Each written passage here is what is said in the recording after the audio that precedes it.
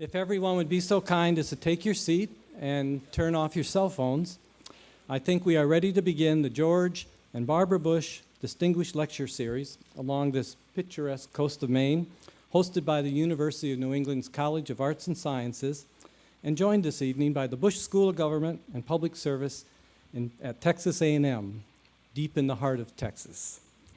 Well, my name is Jack Carter, and I am the Provost and Vice President for Academic Affairs, and it is my pleasure to introduce Dr. Danielle Rippich, President of the University of New England.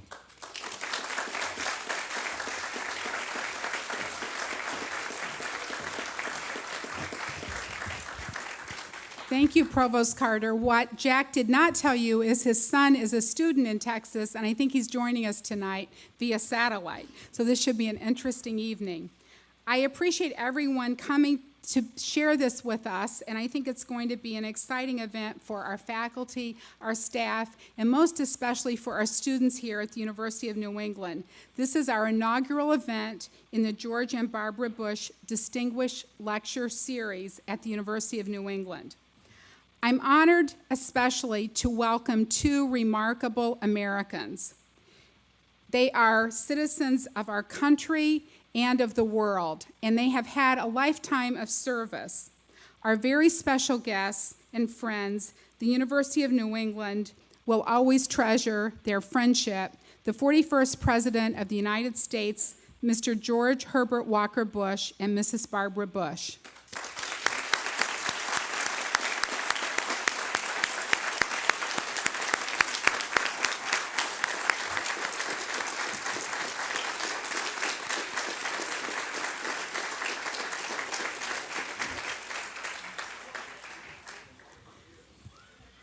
I said they have had a lifetime of service, and they began that service at a very early age. President Bush was the youngest naval aviator in our country's history when he completed his training at age 18 and entered service in World War II. On the top floor of the Bush Center, across from the president's statue, we have the words CAVU, C-A-V-U, and this stands for an old aviator's motto President Bush told me about, Ceiling and Visibility Unlimited. I think it's a motto that has guided his life, and every day when I come to work, I'm inspired by that and by those words, and we believe in that motto here at the University of New England. Also with us today is former Prime Minister of Canada, the Right Honorable Brian Mulroney, and Mrs. Mila Mulroney, and we're happy to have you with us.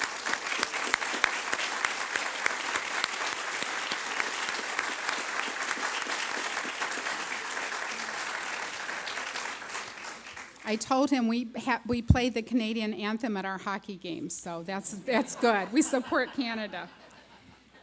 We also have with us the former ambassador to France and the Czech Republic that we were hoping to have, Craig Robert Stapleton and Mrs. Dorothy Stapleton, and I'm not sure if they were able.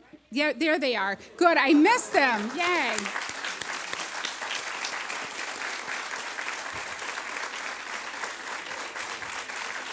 Thank you.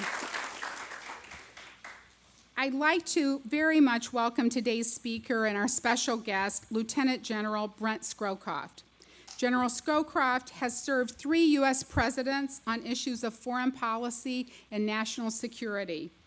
Because of his long-standing connection and deep personal friendship to President Bush, I can't think of a more qualified person to have as our inaugural speaker in this series. This week, we have had 3 showings around campus on the PBS special, The Wall, and there is a wonderful interactive display in the Bush Legacy Library where we have iPods that you can check out and follow the period in history around the fall of the Berlin Wall. And I know General Scowcroft will touch on that and among other things that occurred during that period at the end of the Cold War, and we're looking forward to his remarks. I'd also like to recognize the University of New England's Board of Trustees Chair, Mike Morrell, and thank all of our trustees who are here with us tonight.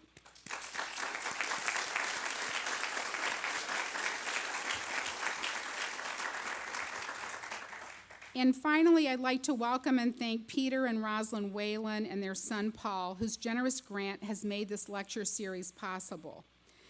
In 2008, we dedicated the George and Barbara Bush Center and Legacy Library at the University of New England, and it's always been our intention to collaborate with the George Herbert Walker Bush Presidential Library and the Bush School of Government and Public Service at Texas A&M to provide shared learning opportunities for our faculty and students. Both of our institutions, along with President and Mrs. Bush, share a dedication to service and international affairs. With today's inaugural George and Barbara Bush Distinguished Lecture, we establish our academic connection to the Bush School of Government and Public Service at Texas A&M. The enduring relationship of President and Mrs. Bush with our beautiful coast of Maine and the University of New England has been solidified with this linkage to Texas. We look forward to building on this important relationship with academic opportunities for both of our institutions and their students and faculty. At this time, I'm pleased to introduce via simulcast retired Ambassador Larry Napper, Director of the Scowcroft Institute of International Affairs at the Bush School of Government and Public Service at Texas A&M. And I thank you for being with us and turn it over to you, Mr. Ambassador.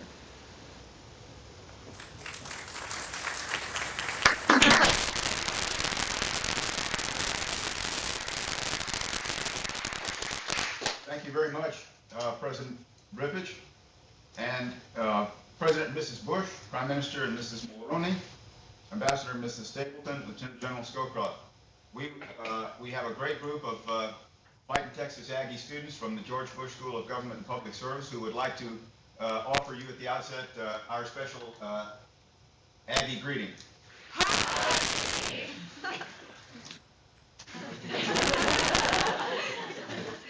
That done, we want to express our deep appreciation to our friends at the University of New England for allowing us to participate in this really gala event. President and Mrs. Bush have set the standard for service to our country, which each and every one of us at the Bush School aspires to. President and Mrs. Bush, we look forward to seeing you back down here. Take my word for it, the weather's cooling down a little bit. We will welcome you back, and by the time you get here, we'll have a couple of more Aggie football victories, hopefully in the pocket.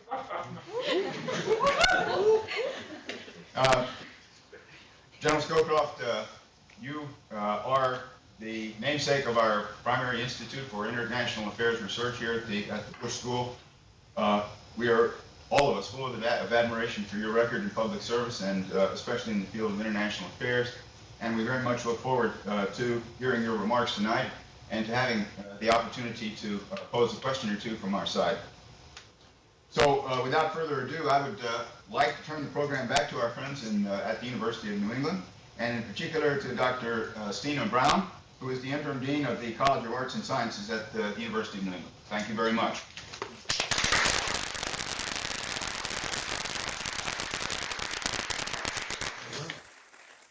Thank you very much, Ambassador Napper. Good afternoon. My name is Stina Brown, and I am the Interim Dean of the College of Arts and Sciences, and I thank you all for coming. This is a wonderful event for the University of New England, and the College of Arts and Sciences is particularly pleased to be hosting. It is my pleasure, as the Interim Dean of the College, to introduce Lieutenant General Brent Scowcroft. General Scowcroft is one of the nation's preeminent authorities in international policy. He is the founder and president of the Forum for International Policy, a nonpartisan, nonprofit organization providing independent analyses and perspectives on major foreign policy issues. He is also president of the Scowcroft Group, an international business advisory firm. In the course of his military career, General Scowcroft held positions in the organization of the Joint Chiefs of Staff, headquarters of the U.S. Air Force, and the Office of the Assistant Secretary of Defense for International Security Affairs. Other assignments included faculty positions at the U.S. Air Force Academy and the U.S. Military Academy at West Point, and Assistant Air Attaché in the American Embassy in Belgrade, Yugoslavia. General Scowcroft served as Assistant to the President for National Security Affairs to Presidents Gerald Ford and George H.W. Bush. He also served as military assistant to President Nixon and as deputy assistant to the President for National Security Affairs to Presidents Ford and Nixon. Prior to joining the Bush administration, General Scowcroft was vice chair of Kissinger Associates Incorporated. Given his close ties to the Bush administration, we are particularly pleased to have General Scowcroft as our inaugural speaker in the George and Barbara Bush Distinguished Lecture Series. This evening, General Scowcroft will share with us reflections on the end of the Cold War. Join me in welcoming General Scowcroft to the podium.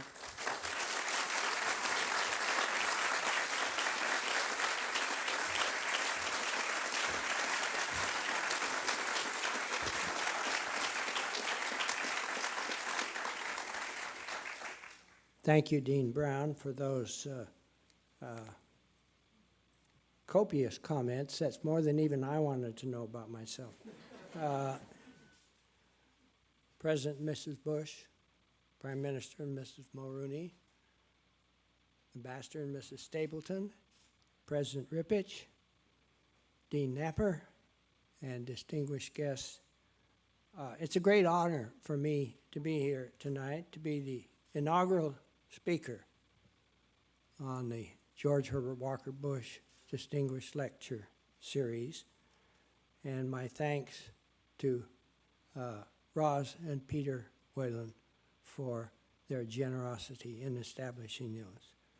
I think it's great, too, to see the link between the University of New England and the Bush School. I think these are the kinds of things that modern education can do for us, which enriches the experience of both parties. I'm going to talk a little bit about the end of the Cold War, and I made President Bush and Prime Minister Mulroney, who are the architects of it, promise they wouldn't stand up and say, well, that's not exactly the way it happened, it went this way. For most of you students sitting here, of course, the end of the Cold War is ancient history. So I guess I'm a good choice for the inaugural lecture. Which reminds me of the story of the old geezer about my age, I guess, driving down the freeway and his phone rang in the car. So he picks it up, and it was his wife, and she says, oh, George, I'm so happy I got you. I was listening to the TV, and there is a car going the wrong way down the freeway. And he says, a car, hell, there are hundreds of them. So,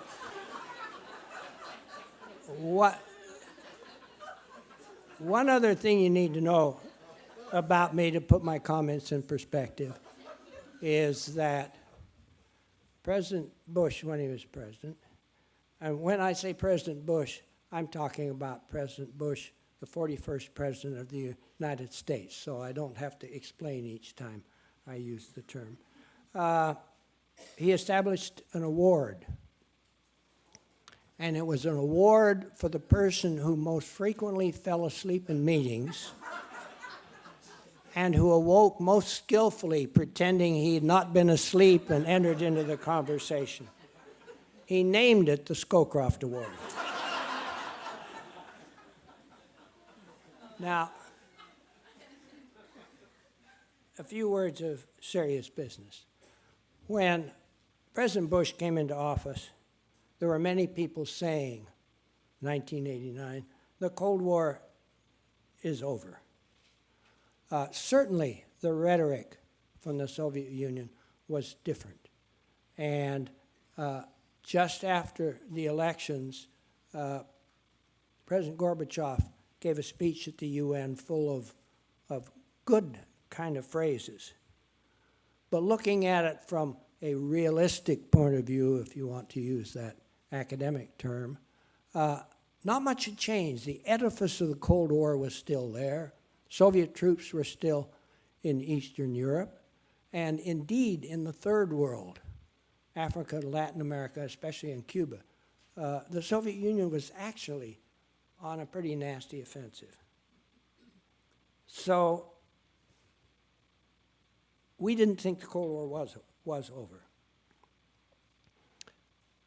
And the question was, what should our policy be?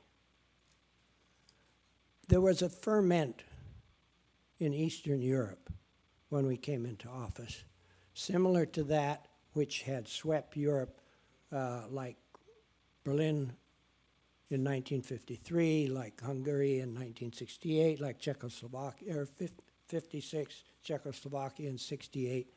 And each time, the Soviet Union, after the uprising started, would crack down, kill the demonstrators, and impose a strict discipline again. So we saw this ferment rising. What we wanted to do this time was to encourage it, but encourage it at a level below that would cause the Soviet Union to feel compelled to intervene. Of course, we didn't know what that level was, but that was what our attempt was, to feed it, but to keep it sort of sublimated. And that meant that we changed our approach to the countries of Eastern Europe, because up until that time, most U.S. administrations had encouraged those of the satellites who were making the most trouble for the Kremlin. And that put Ceausescu right up at the top of the list. And we said, no, what we want to do is encourage those who are liberalizing the most. So Ceausescu goes from the top of the list to the bottom of the list, and Lech Walesa and Solidarity go up to the top. So that was the general approach that we took. In the early days of the administration, we spent a lot of time figuring out what our policy should be around the world, so that we were not just a continuation of the Reagan administration, but had a George Bush imprint on the policy. And while we were doing that, we had a sort of a crisis on tactical nuclear weapons within NATO. The president went to the NATO summit and resolved that one. And then he went to Eastern Europe, to Poland and to Hungary. And Poland was in the midst of a transformation experiment. Marshal Jaruzelski, who had imposed martial law in 1981 on Poland, had been elected president. And he had asked for a coalition government under a communist prime minister, but with Solidarity joining the government. Gorbachev actually called the communists and told them that he thought they ought to join such a government. The nominee for prime minister could not get a vote in the parliament to confirm him as the prime minister. And so Jaruzelski turned to Solidarity and asked them to form a government, a coalition government, and asked the communists to join that government. That was an enormous transformation in Poland, just before President Bush went there. So we went to Poland, gave a speech in Gdansk, and we had wonderful, wonderful experience. But we tried to keep the enthusiasm down. Because I remembered, I had been there with President Nixon, and he went into the town square in downtown Warsaw, and he was mobbed by adoring crowds. And what I feared is if that happened again, it would spark the crackdown that we feared. So we didn't do a lot of public events in Poland, but it was a very happy experience. The president gave one lunch, for example, in which he invited members of this new government to lunch. And several of them remarked that this was the jailer and the jailed sitting down for the first time at the table together. So this was the spirit that was beginning to invade Eastern Europe. And at this point, President Gorbachev was a supporter of it. Because when he came into office, he was determined to rejuvenate the Soviet Union, not democratize the Soviet Union, but rejuvenate it by, for example, increasing worker productivity, anti-absenteeism, anti-drunkenness, anti-corruption, and remove the brutal Stalinist, you've got to work, to positive incentives. And he was running into trouble with his own Communist Party that didn't like these reforms. So he threatened democratic elections against those party members, and he pointed to the liberalizing leaders like Jaruzelski in Poland and those in Hungary as examples. So he was okay with this kind of movement. The president went from Poland to Hungary, and the symbolism of Hungary to me was dramatic. As we were trying to land in Budapest, there was a thunderstorm, and we had to circle the airport for a time while the thunderstorm was over. When he drove into the town square, it was still raining, and he stood up there, and the Hungarian prime minister, in the midst of the rain, gave a 15-minute oration. President Bush stood up there. First thing he did was tear up his speech in front of the crowd and hand his raincoat to a little old lady sitting down in the front row. And the crowd just went wild.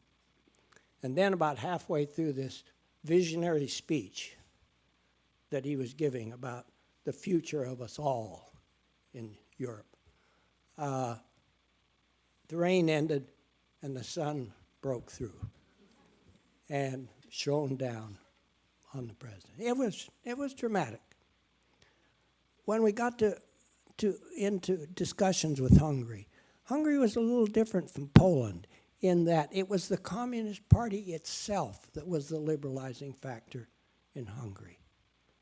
And the old Democrats from 1947 and so on had not forgotten any of the ills they suffered and were not up and forward-looking. So this was a dramatic kind of event. And that trip made the president decide he needed to meet with Gorbachev. I had been urging him not to meet until we had our policy really straight, because I thought a summit with Gorbachev that didn't have meat to it, that was just atmospheric, would play into his hands. He would say the Cold War's over, everything is just fine, and we wanted facts on the ground to demonstrate that the Cold War was ending. But after this trip, the president said, no, let's meet with Gorbachev. So we, after a lot of wrangling, which I won't go through, we decided upon a meeting in Malta, which was, well, it was,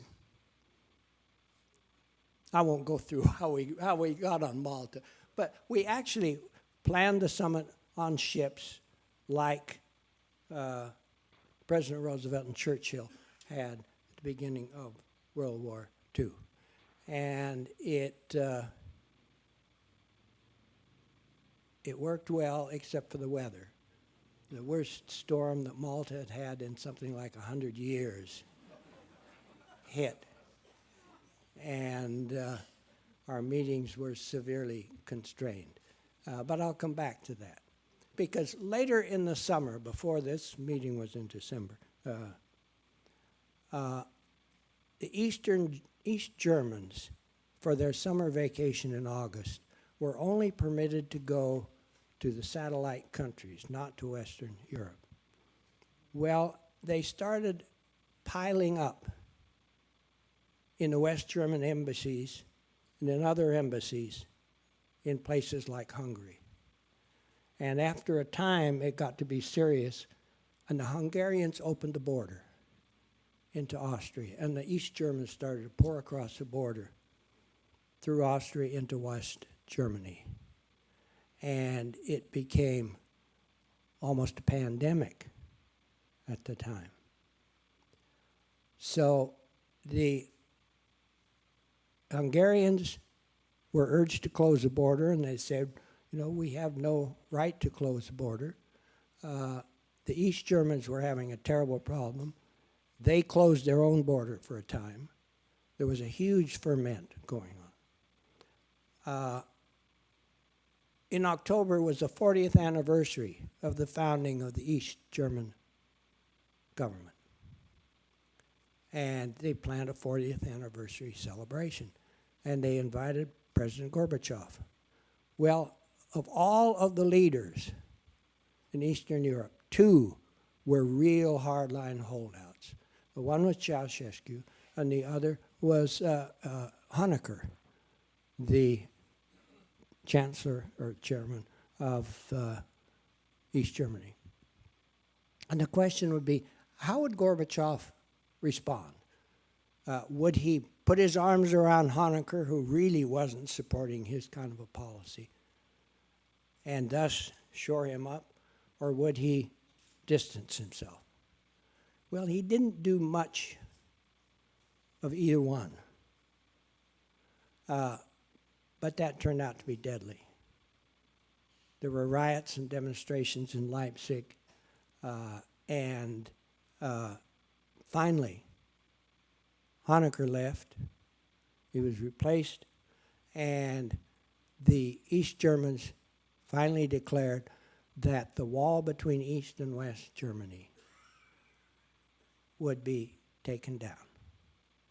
But they didn't mention in the announcement what would happen to the part of the wall in Berlin.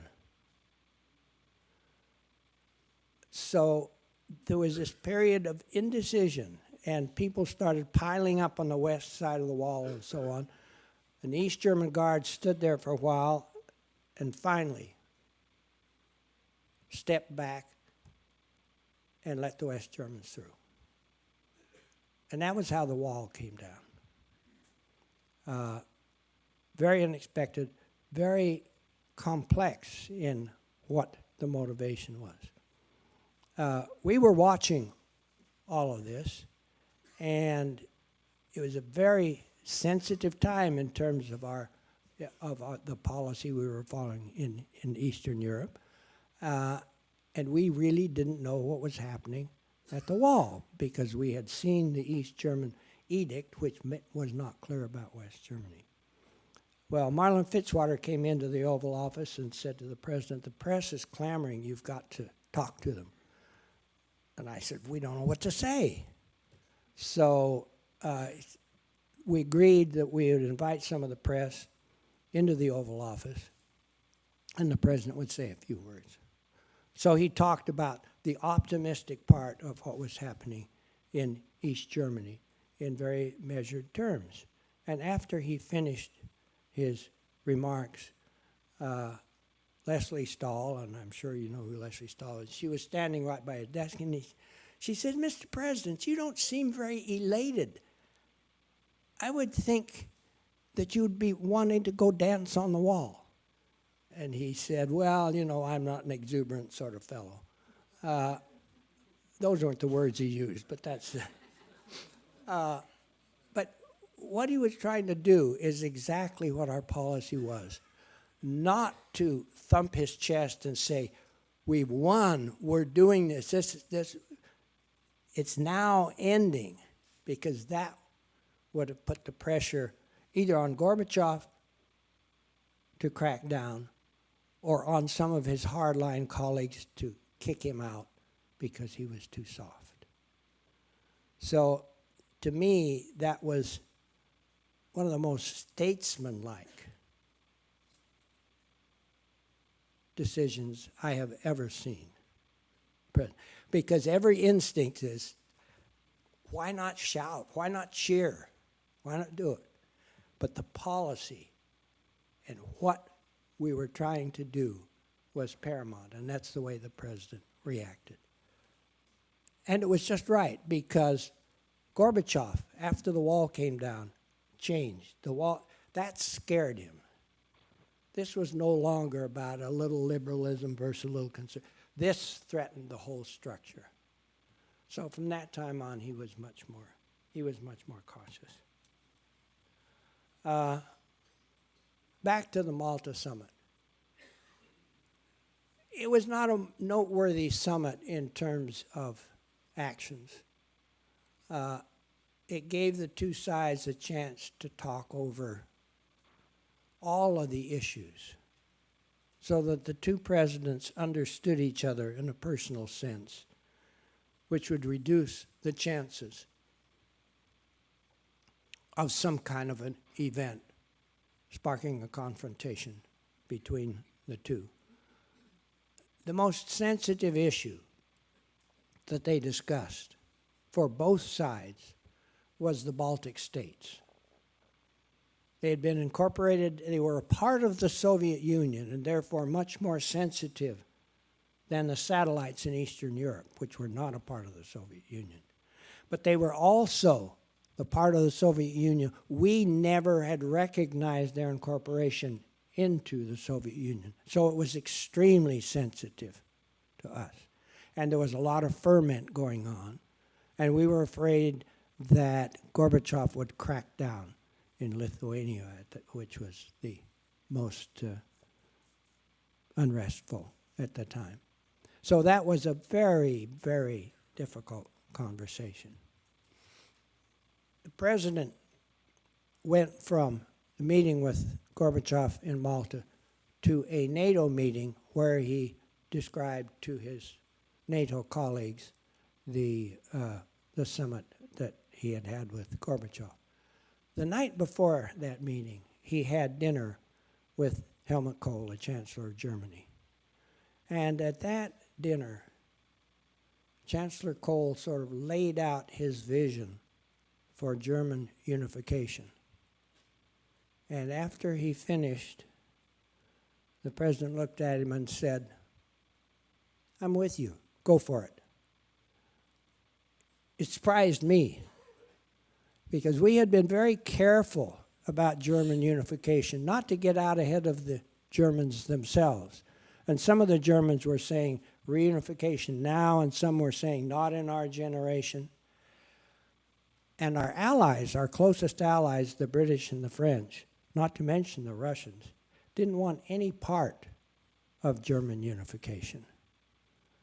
But the president then put his marker down beside that of Helmut Kohl, and we moved forward.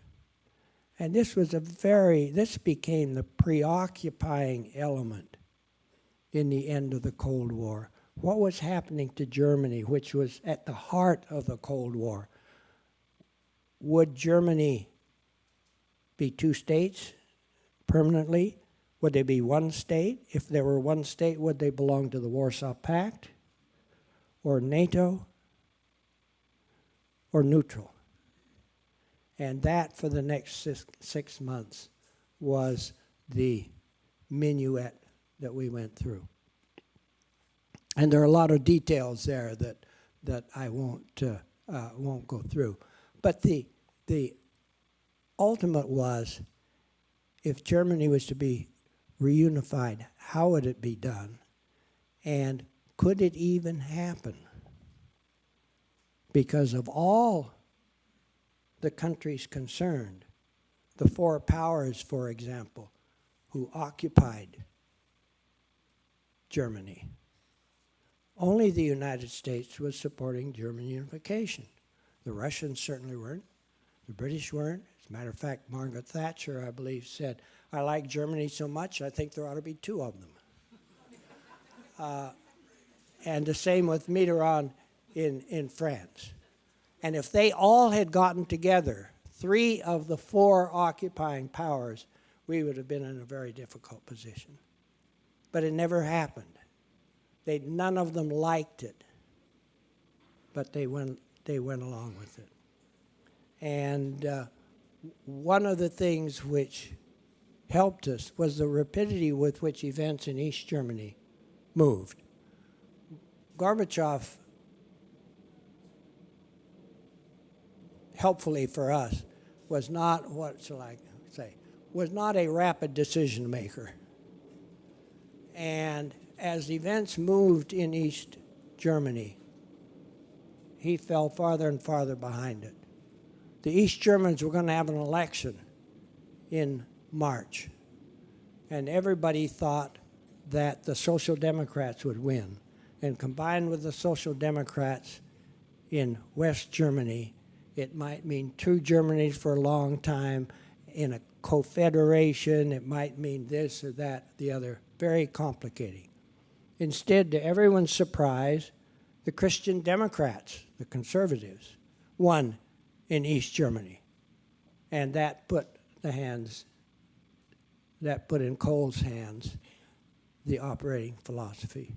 So instead of having East Germany and West Germany join, he had the provinces of East Germany petition the German Bundestag to rejoin, so that East Germany simply disappeared and the old East German provinces joined the Bundestag.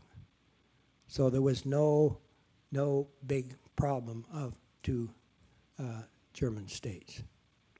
Well, then, when that became obvious after the elections in March, the question is Germany going to be neutral? The danger being Germany playing between East and West, as Germany had in the past, which seemed to be dangerous, or would it join one or the other of the alliances? And there, President Gorbachev was quite obdurate. And he came to Washington for a summit the end of May in 1990. And the president had a meeting with him and his advisors. And the president kept asking him about East Germany and NATO. And he said, Gorbachev said, no, East Germany can join both pacts, both NATO and the Warsaw Pact, or neither one. Be neutral. And the president tried several different things, and Gorbachev was fooled. And then the president said, well, according to the Helsinki Pact, a country has the right to determine what alliances it will join. Do you believe in that? And Gorbachev said, yes, I do. And so the president said, then if Germany should opt to join just NATO, that would be all right. And Gorbachev says, I guess so. Well, his advisors were in open rebellion at this point. And Gorbachev asked for the meeting to be stopped for just a moment. His advisors pulled him away. He asked his hardline communist, Valentin Fallon, to filibuster the meeting, talking about how wonderful things were in East Germany, while he had a quiet but animated discussion with Shevardnadze, his foreign minister, and Marshal Akrameyev, the head of his armed forces. He came back and sat down. And so passed the president a note and said, ask him again. So the president asked him again, and he wouldn't answer again. He kept shuffling around, and he says, well, this is a complicated question. We should have our foreign ministers look at it. And Foreign Minister Shevardnadze, to his credit, said, Mr. President, this is not a job for foreign ministers. This is a job for the heads of state. Well, that's where we left it. But that actually broke the back of how Germany was unified and Germany in NATO. Shortly after the meeting in Washington, Gorbachev had a meeting with Helmut Kohl in the Soviet Union, and they agreed to Germany within NATO.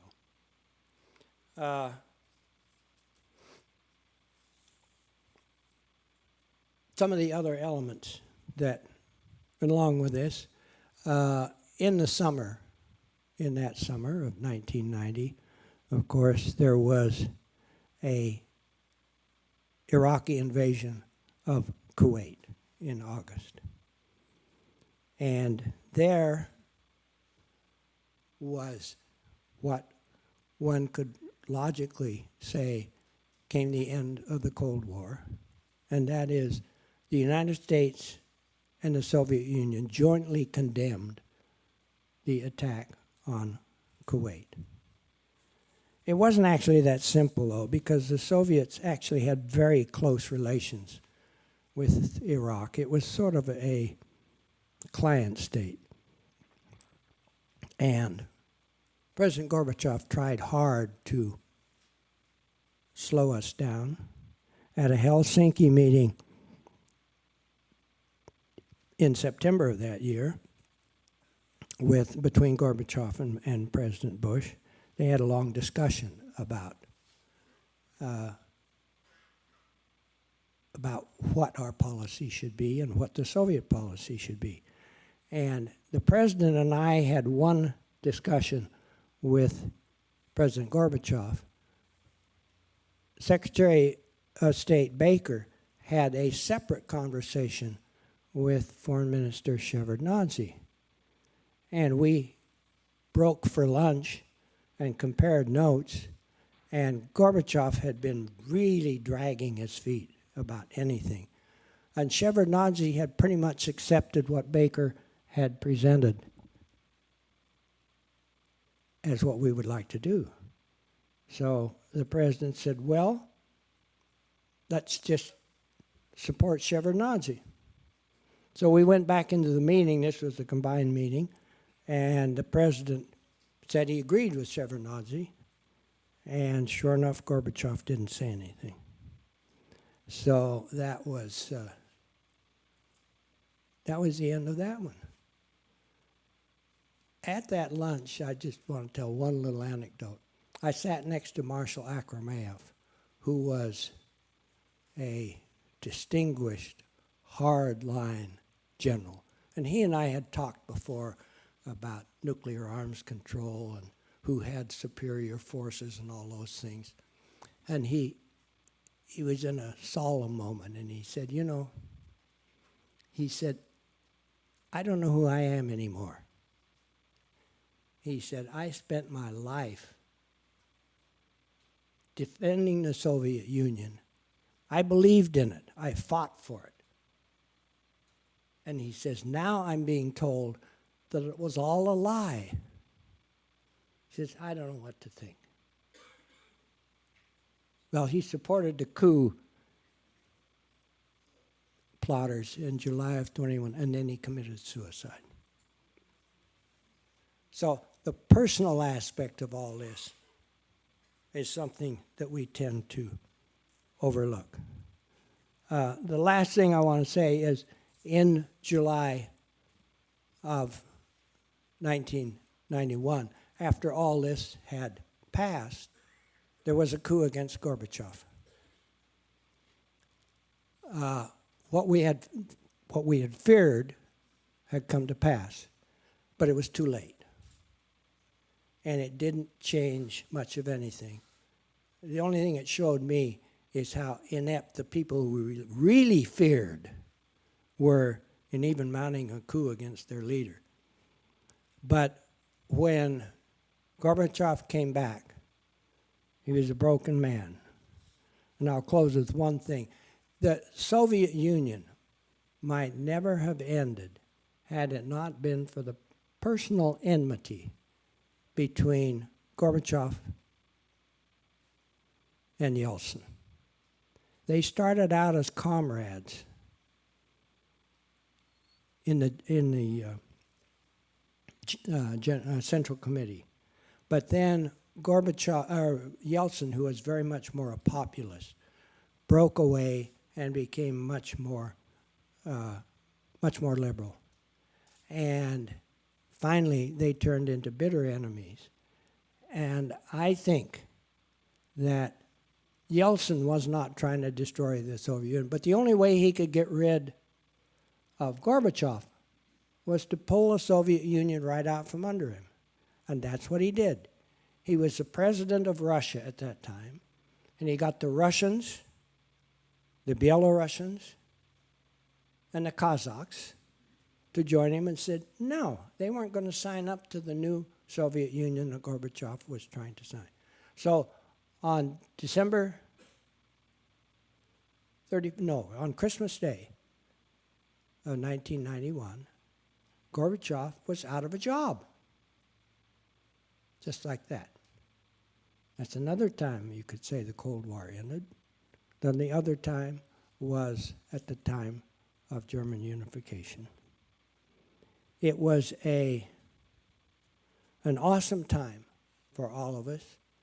It sounds inevitable as you look back on it. It didn't at all seem inevitable as we were going forward. We knew what we wanted to do. We didn't know whether our plan would work or follow the course which had happened so often before in the history of the Cold War. It worked. Thank you very much.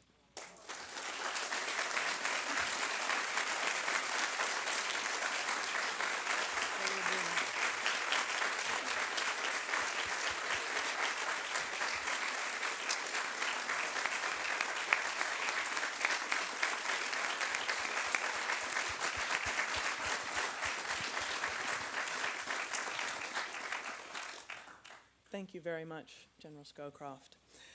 We have a firm commitment to end by 6:30, which gives us roughly 15 minutes for questions and answers. If you'd like to ask a question, I would ask that you state your question into one of the available microphones. I believe there's one here, and there's one over there on this campus, and at Texas, I believe there's also a microphone available. But please state your question into one of these microphones so that viewers at both venues can hear what's being asked. And I guess I'd like to start with a question from our guests in Texas. I can see them on the monitor up here. I'm not sure what you guys can see. Okay, great. Is there somebody down there who would like to start us off? Yeah, there's a question in the back there. If you would please wait for the microphone. Good evening. Can you hear me? Yes, you can. Good evening, General Scowcroft. Thank you for your presentation. I would like to ask a question about the qualities that you believe President Bush had as a peacemaker. What distinguishes his characteristics as someone who was able to oversee the end of the Cold War in a peaceful fashion rather than perhaps a more hot environment, because the end of the Cold War was by no means preordained as a peaceful process? Well, that's very, I don't know if you could hear that question in the audience, but incidentally, if we skip the answers, we could get a lot more questions in.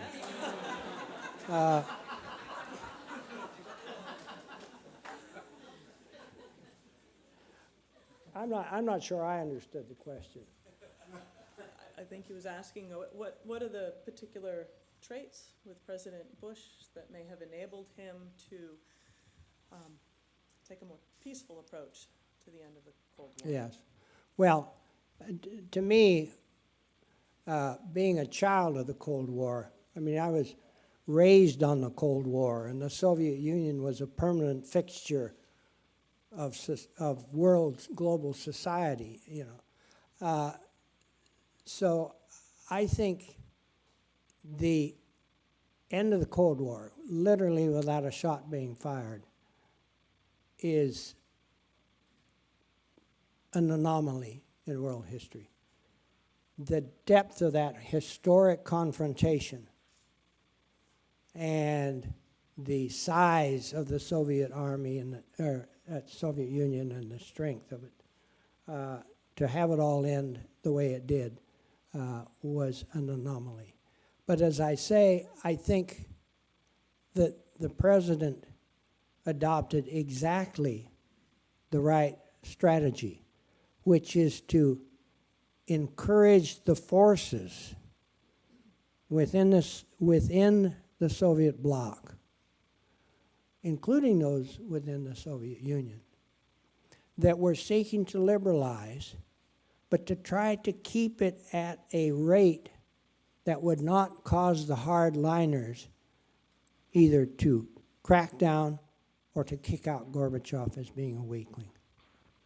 And to me, that was the strategy that, we were playing it with blinders on, because as I said before, we didn't know what that level was.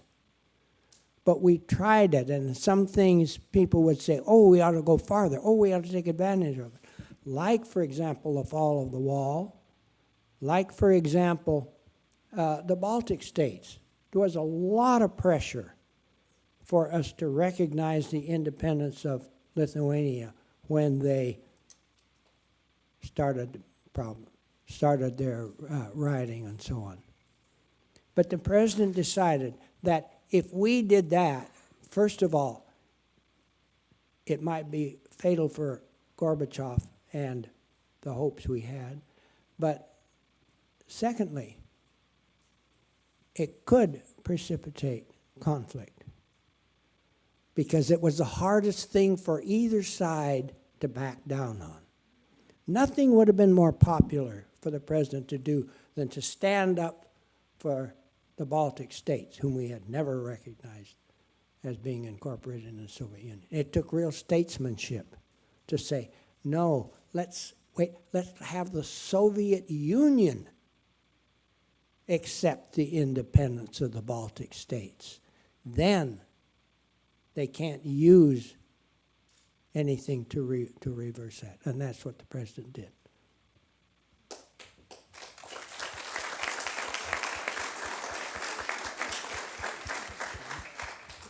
Wonderful reflection on the statesmanship at the end of the Cold War. Wondering, there's a question here? General Scowcroft, it's sometimes stated that one of the major reasons for the end of the Cold War was the enormous buildup military spending during the Reagan administration. To what degree do you, how do you view that? Well, my favorite answer to questions like that is history does not reveal its alternatives. But I think the Soviet Union was under some pressure. There's no question about it. And as I say, one of Gorbachev's missions, as I think the Politburo that elected him and his own mind, was to improve the productivity of the Soviet Union, but not to have it disappear. They were having problems, there's no question about it.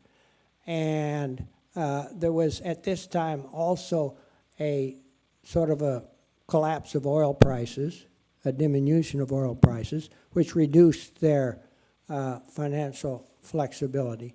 But I guess my answer to that would be, if instead of Gorbachev, if the Politburo had elected another Brezhnev or another Stalin-like figure, the Soviet Union would have gone on for decades. Inevitably, it was going to implode because they simply could not mobilize that economy to do what was required. But to say as a straight line equation between us and promoting Star Wars and the collapse of the Soviet Union, I think is an exaggeration.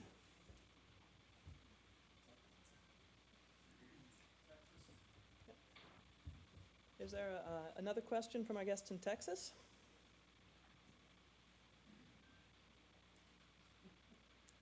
Yes, I see a hand in the back of the room in the classroom. Okay.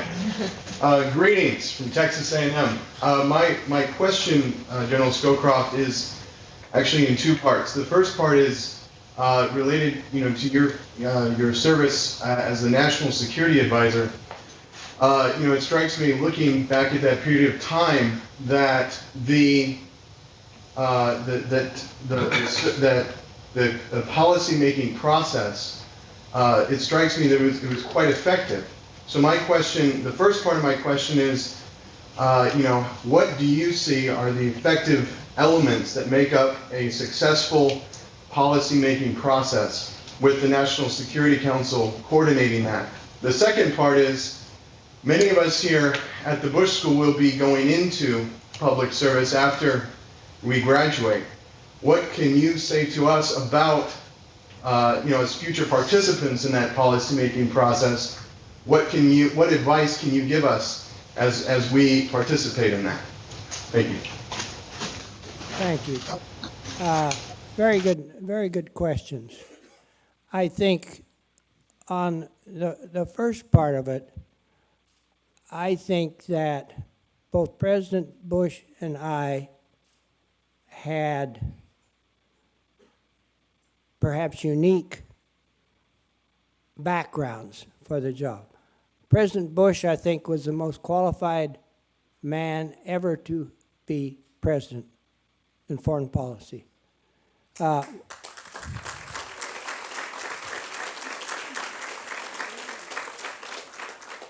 His first foreign policy job was as ambassador of the United States to the United Nations. And while he was there, he went around to all of his colleagues from all of the countries of the UN, would sit down with them and say, what do you think about the United States? What do you think about the United Nations? And what's going on in your country? So by the time he left there, he had a feeling for how other people look at the United States. Then he went from there to China, when China was at the other side of the moon, culturally speaking, for us. We knew nothing about China. It was a wholly alien society. So he was in the midst of that. He came back from that and became Director of Central Intelligence, in charge of the intelligence for all of our foreign policy, and a member or an advisor to the national security staff. And then he was vice president for 8 years. So he watched the NSC system operate from a variety of perspectives. He had seen the world from a variety of perspectives, and he knew what kind of a system he wanted to put together. I had been National Security Advisor before, and I had been a member of the Tower Board looking at what went wrong with the NSC system at the end of the Reagan administration with the Iran-Contra affair. So we both had ideas about how the system ought to be organized. And most presidents come into office not really knowing the inner workings of something like an NSC system. I would say that the NSC system is at its best when it concentrates on the things that only the NSC can do, and that is to integrate national policy and determine national policy. It is at its weakest when it gets out to start doing the job that the departments are supposed to do, and that is executing policy rather than make. There's no one else to make policy. Before we had an NSC, the president had to do it himself. He heard from the State Department, he heard from the Defense Department. We didn't even have a CIA. But then he had to integrate and decide what national policy was. The NSC system gave him a vehicle to mesh these together, so he didn't have to do all the work all by himself. For those of you who want to go in this field, it's a wonderful field, but as I was telling some of the students here earlier, it's not like deciding to be a doctor or a lawyer. There's no career path to follow. There's the State Department, there's the Defense Department, there's the CIA, they're teaching, they're all different ways, but you sort of have to feel your way yourself to make a career out of this. But I hope you'll all do it.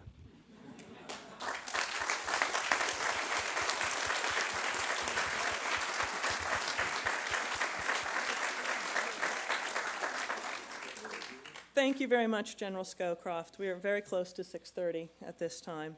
We've been honored to have you here as the inaugural speaker for the George and Barbara Bush Distinguished Lecture Series, and thank you very much for that.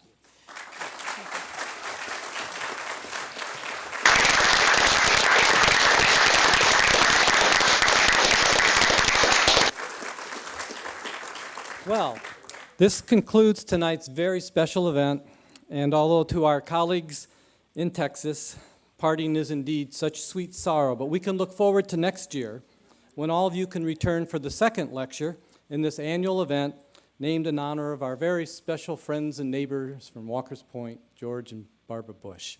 So drive safely home tonight, and good night.